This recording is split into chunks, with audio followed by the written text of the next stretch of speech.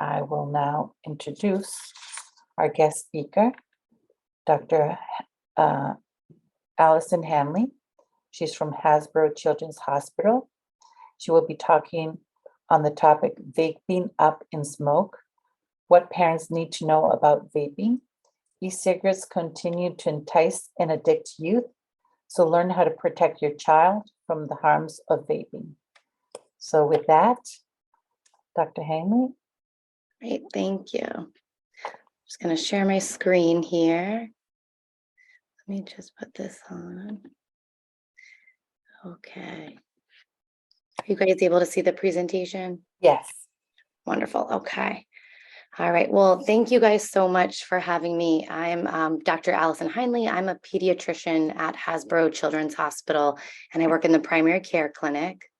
I have a really strong interest in tobacco and vaping, so I'm really excited that you guys are here, and I'm really excited to teach you guys about this. And really because we see so many teens in our office who know somebody or have seen vaping at school or have tried vaping. And so it's really important for us as a community and for us as parents to talk to our teens about this problem. So quick disclaimer, this presentation is really general information. If you have any specific questions about your child and their for medical advice, definitely talk to your pediatrician, talk to the school nurse, there's school psychologists, or even a student assistance counselor, and they may be able to answer some more individual questions.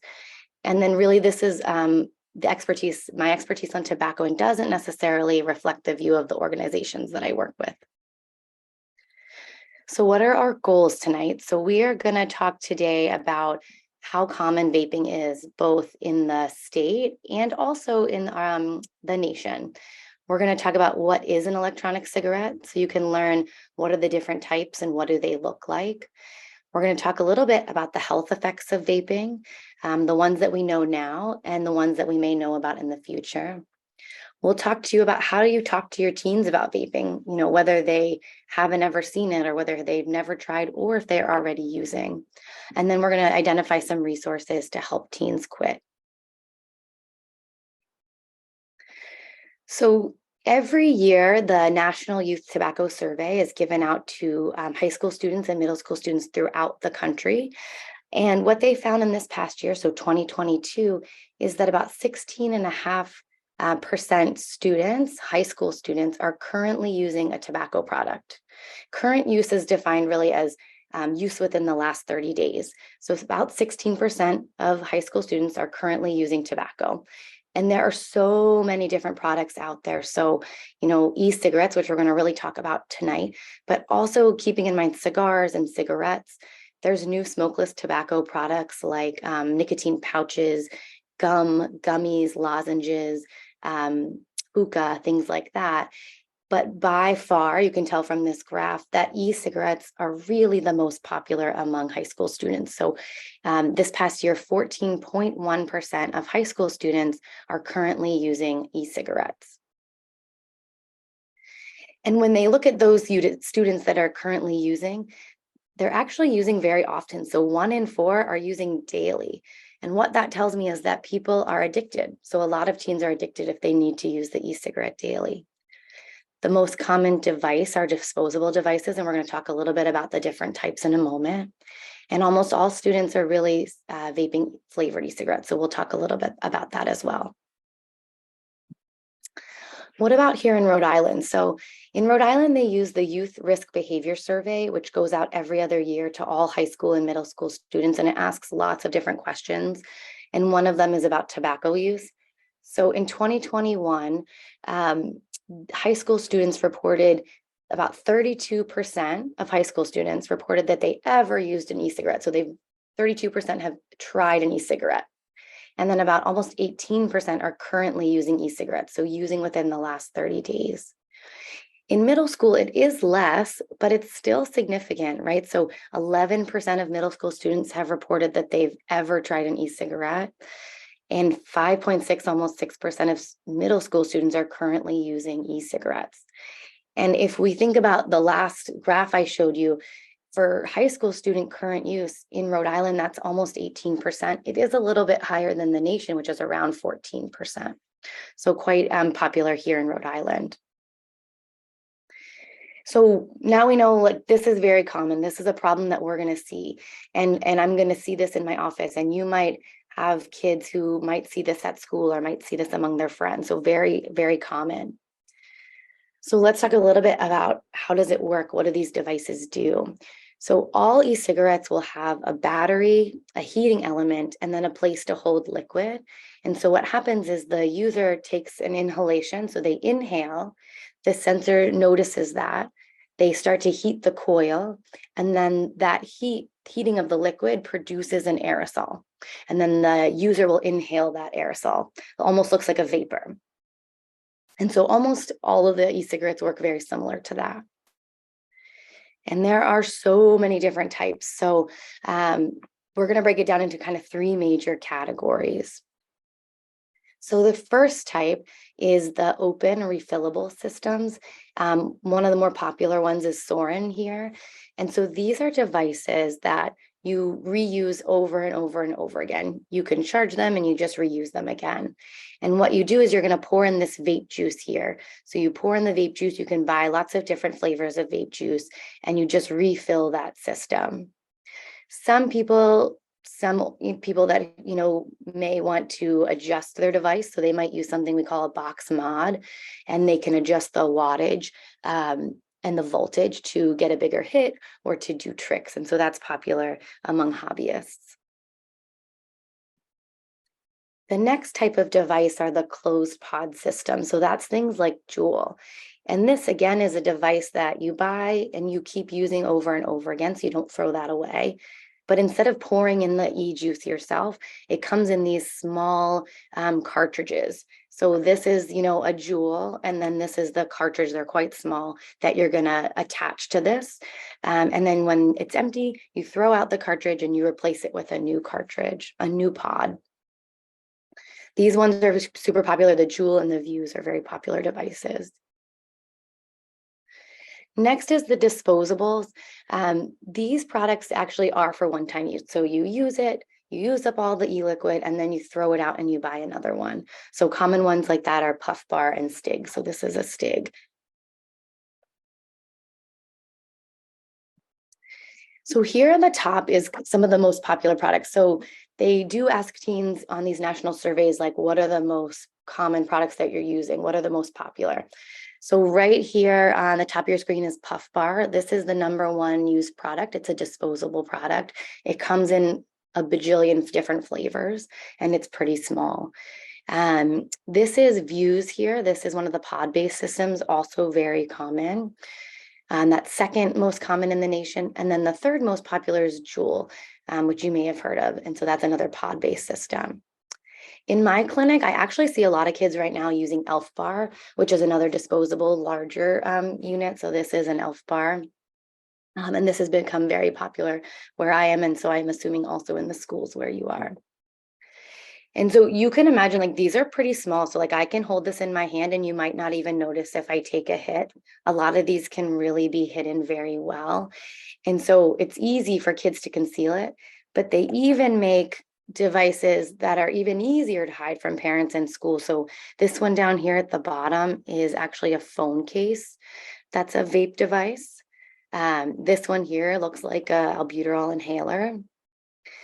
This one here looks like a smartwatch, like an Apple Watch. This is a vape pen. It looks like a pen. It writes like a real pen, but it's actually a vape pen. And then they even make sweatshirts where the straw here that you were to tighten your sweatshirt is actually part of the vaping device, and you would inhale. So you can imagine this would be very easy to hide at school or to hide from parents. So they've gotten very creative in their designs. So we're actually going to watch a video very, very quickly on what these devices look like and how easy it is for them to be disguised or for them to hide it at school or at home. So let's see if this works.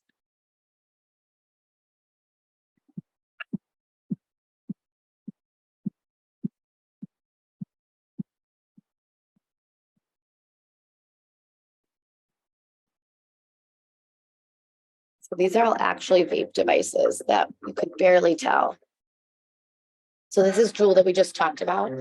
That's the pod that goes into it with the e-liquid, and that's how you charge it.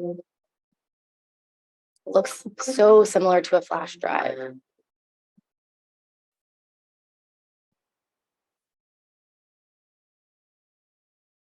This one looks so much like a magic marker or some other writing device. This is Soren, so that could be mistaken as really anything, but it looks a lot like a water enhancer. And this is a pen that actually writes, but it's really a vape.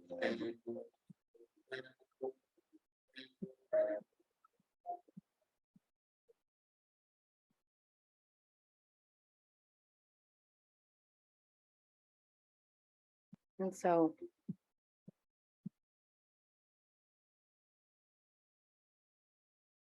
you can imagine that would be really easy to hide from parents and hide from school. I think there's a question. I'm going to try to answer that.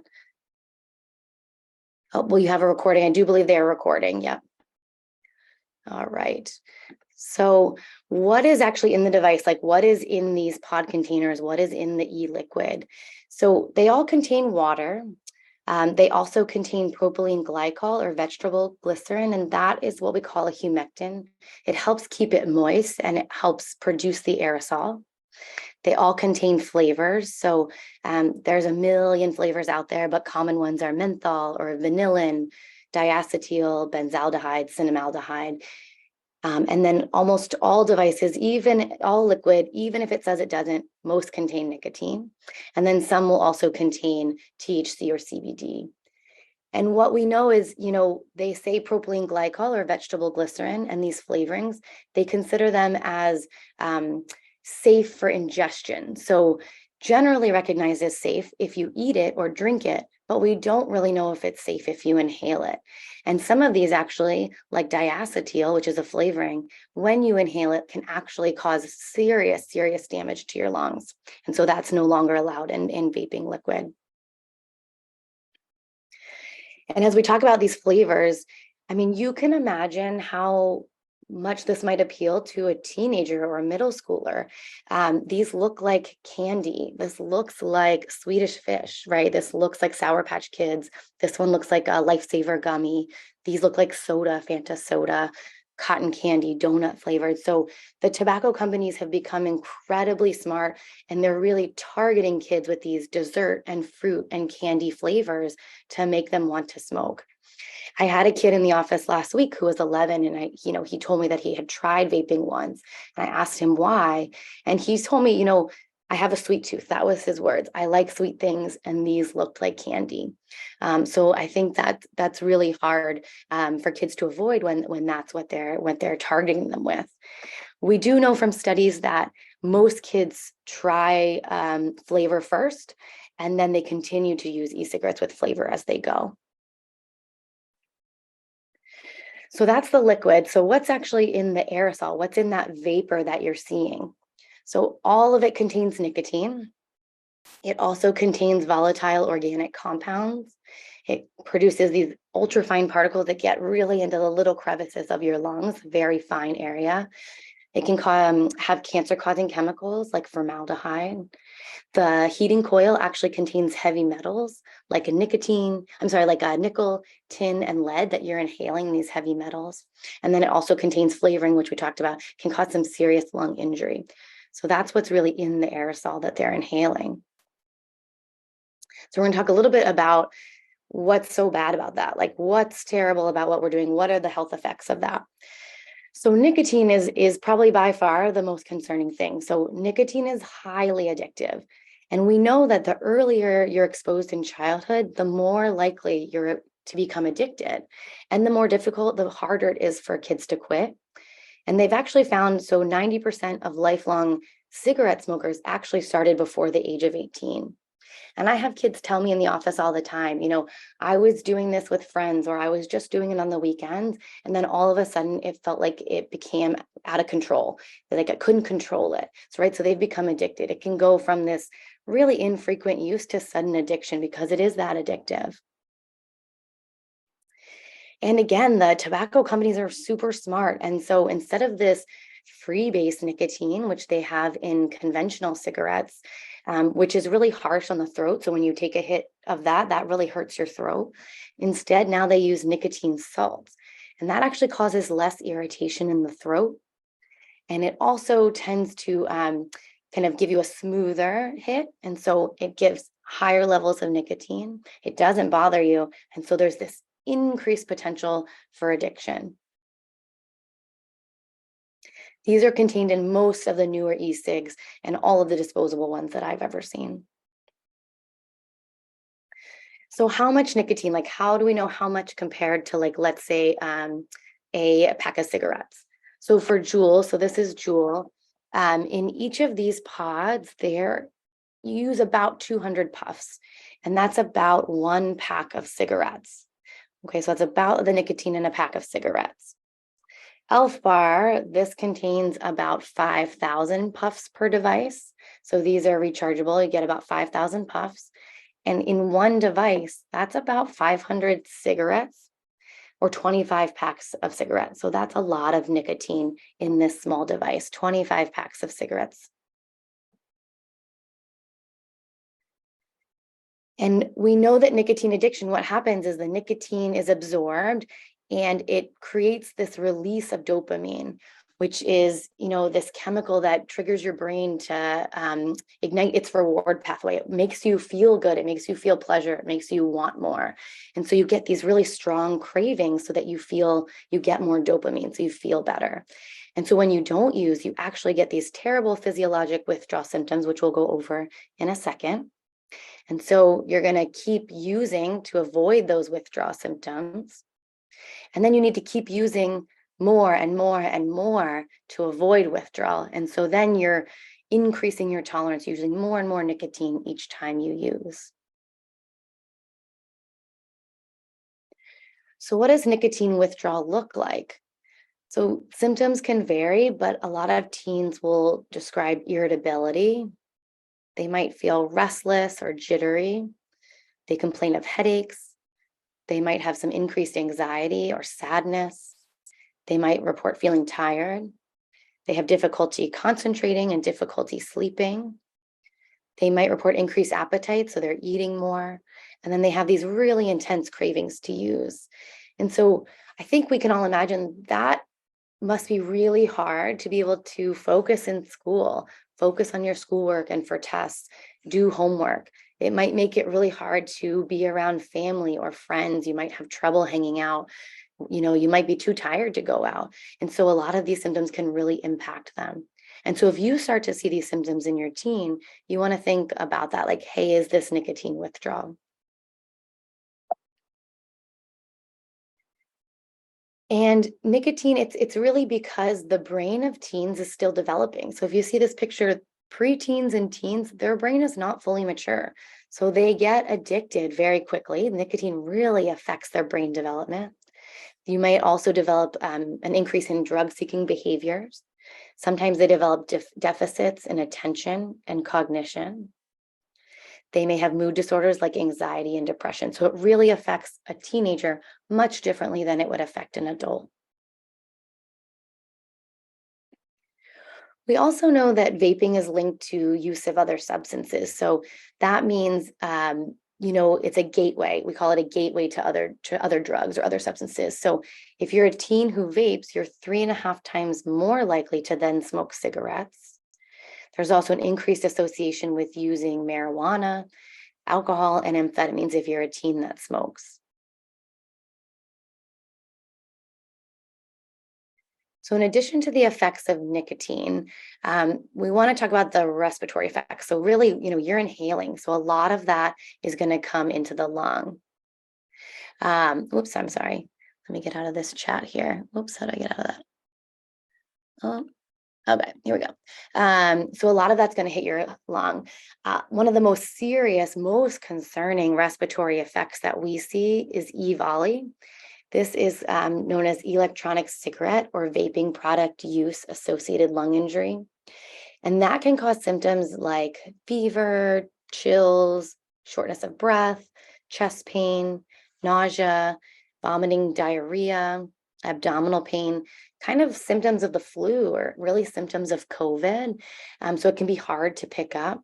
When this first presented, when we first started noticing it was around mid 2019 through February 2020, they actually had about 2,800 patients hospitalized and 68 patients died from this. And what happens is you get this really awful infiltrate in your lungs. So these opacities in your lungs, and some kids can have a lot of trouble breathing. They might need help with oxygen, like a nasal cannula in their nose. Some kids needed help with breathing through a breathing tube.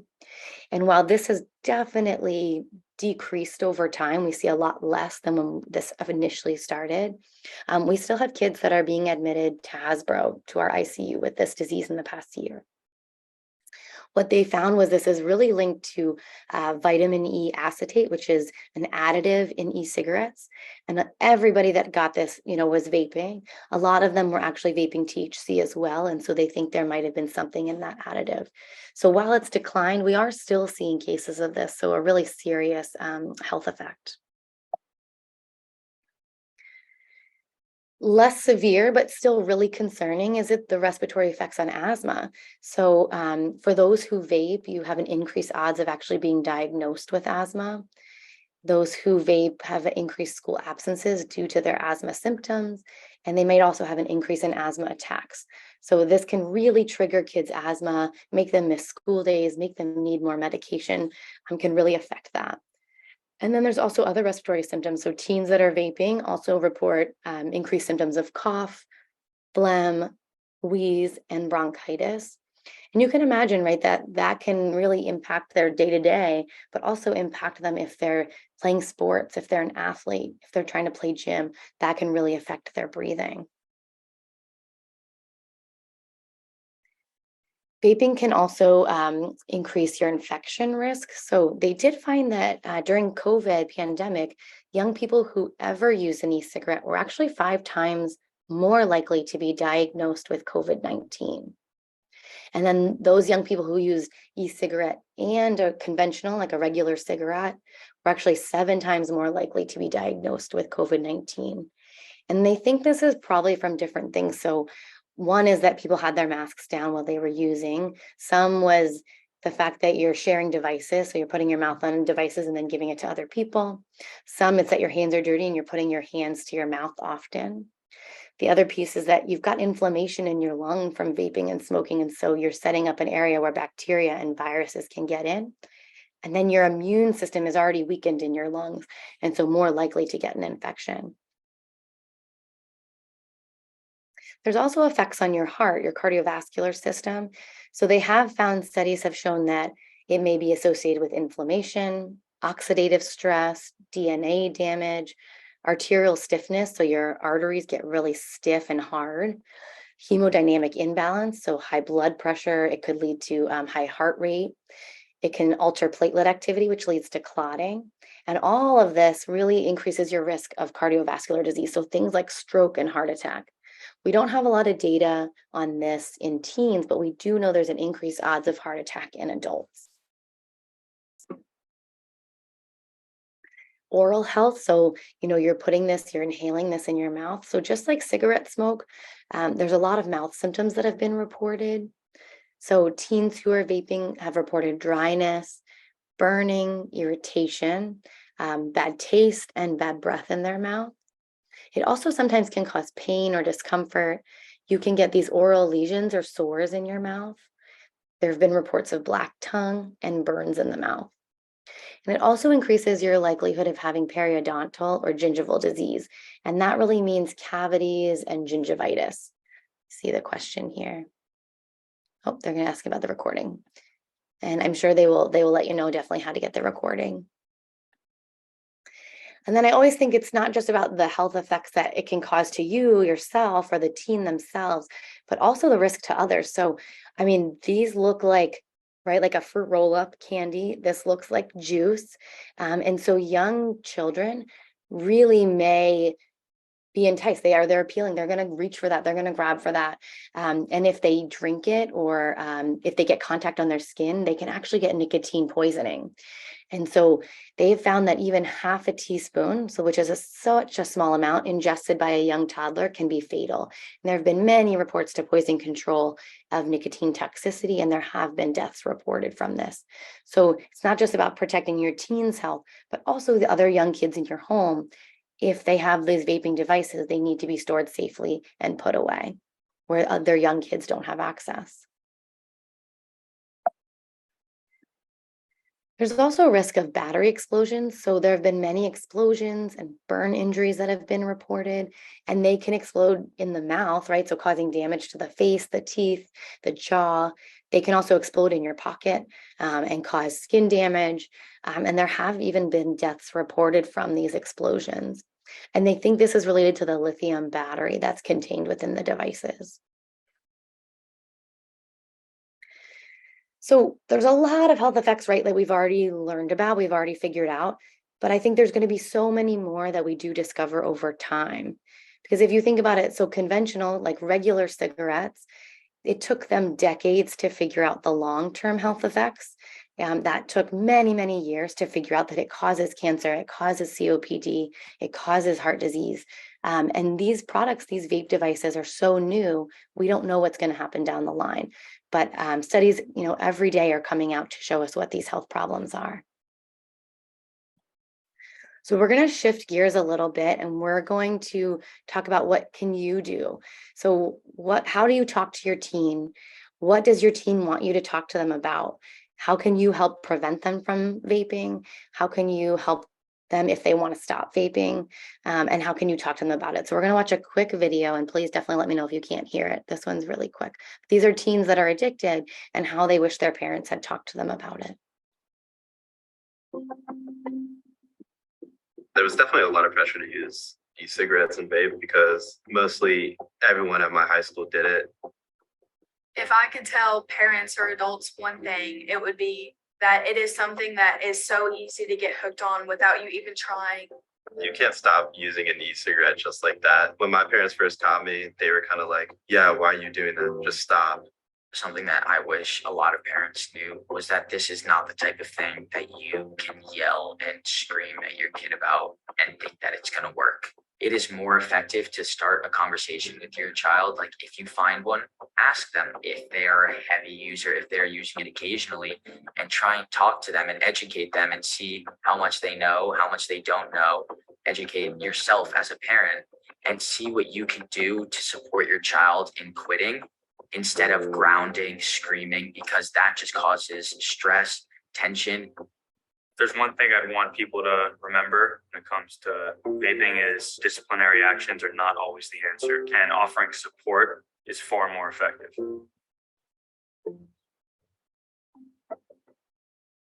All right. So let's talk a little bit about how you can talk to your teen. What's great is you're already here tonight, so you're already learning about e-cigarettes. I think that's a really great starting point. So know what the facts are, so that way, if your kid is asking you questions about vaping, about e-cigarettes, you're going to be able to answer, or you know where to look. So we'll talk a little bit later too about other sites that can help you learn a little bit more, but you've already got a great start learning about what these products are. And then you want to look for opportunities to talk to your kids. So this may not be the best thing to talk about, like sit down and have a really tough conversation, but maybe this is something that, you look for moments like, oh, we just passed a vape shop. And so I might say to my kid, oh, like, did you see that vape shop? Like, what do you think about vaping?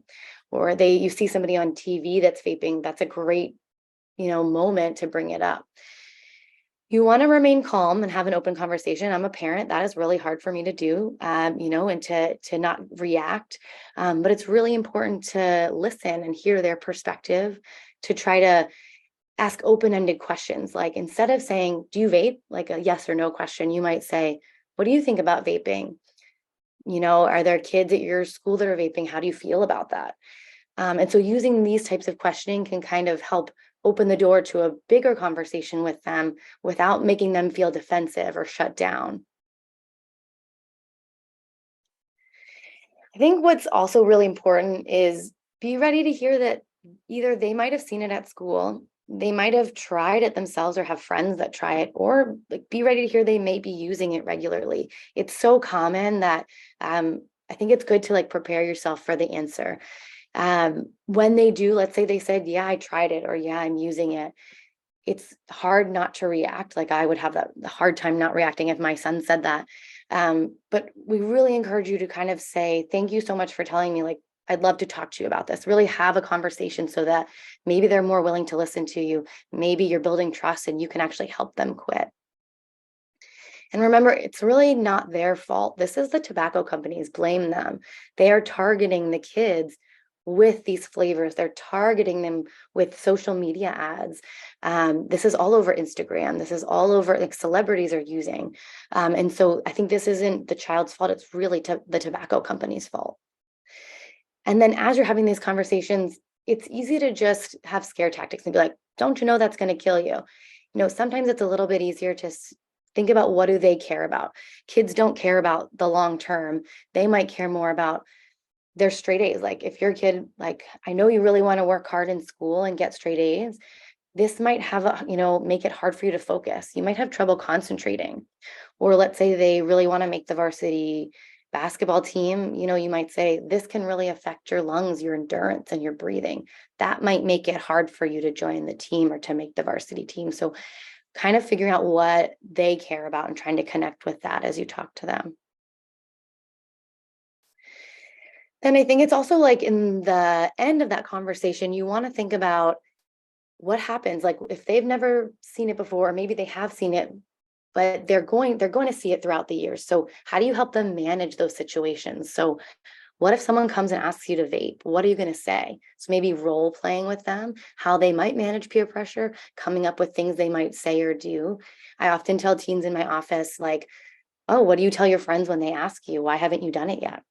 Sometimes I just say like, no, thanks, like, and walk away. Really like remove yourself from the situation so they can't keep bothering you. And then keep in mind, this is not a one-time conversation. Like you want to keep this communication open. So you might talk about it for 10 minutes today. In a few months, when you pass that vape shop, it's a really good opportunity to mention it again. Ask them some more questions, see if they have any questions for you. So kind of keep this going over time so that they know that this is important to you, that this is a really important thing. So keep looking for those teachable moments. They have some really good conversation guides for parents online. This is the one from the CDC and the Surgeon General, and this is the link here. They have a great version in Spanish as well. And this goes through kind of similar talking points. How do you talk to your teen? What if they say this? What should you say? What if they do this? This is how you could respond. So I think this can be really helpful.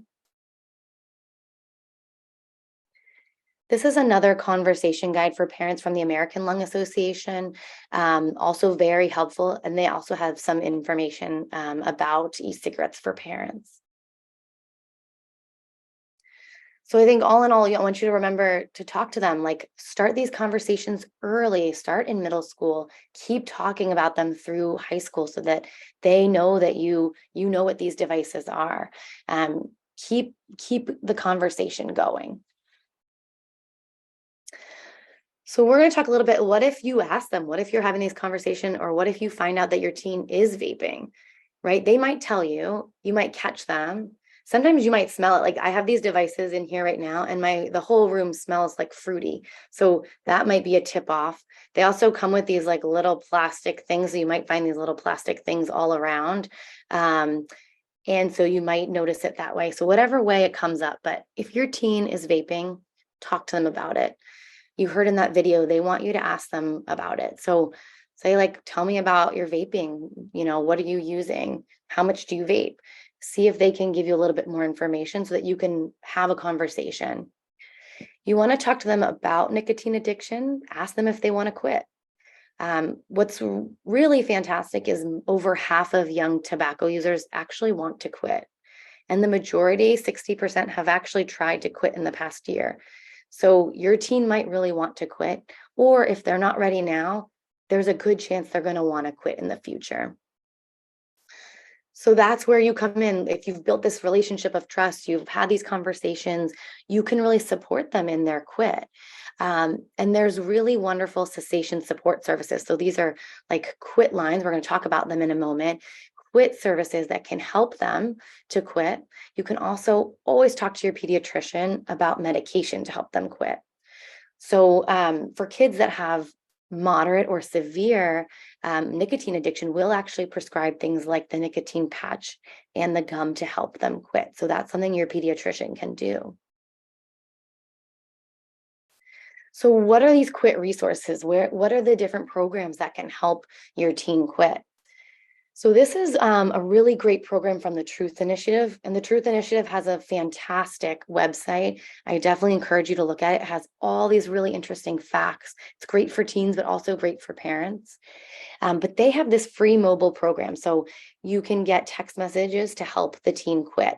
So the teen would actually text Ditch Juul to that number. If parents want to help their teen quit, they text quit to that number.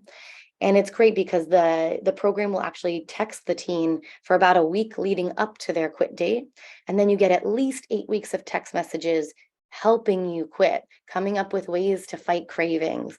If they're feeling a craving, they can just text and say, like, help me crave. And they'll get someone to text them back and really walk them through these cravings and help them maintain their quit. So that's a fantastic program. The next is from the National Institute of Health. So this is called Smoke Free Teen. They have a fantastic website, and they also have a website that's for Spanish speakers. So Smoke Free Espanol is a great web resource for anyone that speaks Spanish. They have information on the website, and then they also have a similar mobile quit program. And teens just text quit to this number here. You can also, there's an app for the phone too that they could download that will help them with their quit journey. And every state also has a quit line. So in Rhode Island, the teen version is called My Life, My Quit. And this actually, you can do different ways. So you could do text programs, so they'll text to help you quit, or they'll actually chat online. There's an online chat, or they'll call you and they'll coach you through quitting. And they actually help the teen develop their quit plan. They can identify different triggers. So if they know they're going to vape in certain situations, and then they also help them practice refusal skills if people offer them vape. So you can either go to the website, mylifemyquit.org, or they can text Start My Quit to that number. This website also is great for parents. There's a few resources on how to talk to your teen and how to help your teen quitting on this website as well. If you as a parent are interested in maybe getting more involved in kind of advocacy in general, fighting the tobacco companies, there's a really wonderful national advocacy organization called Parents Against Vaping E-Cigs, PAVE. PAVE has a great website with lots of information, lots of resources, and they are active in every state. They actually come in and help us lobby against the tobacco companies and create new laws like the flavor bans. So that this is a really cool thing to get involved in if you're interested. All right, so that is everything that I have, and I'm happy to answer any questions that you guys might have tonight.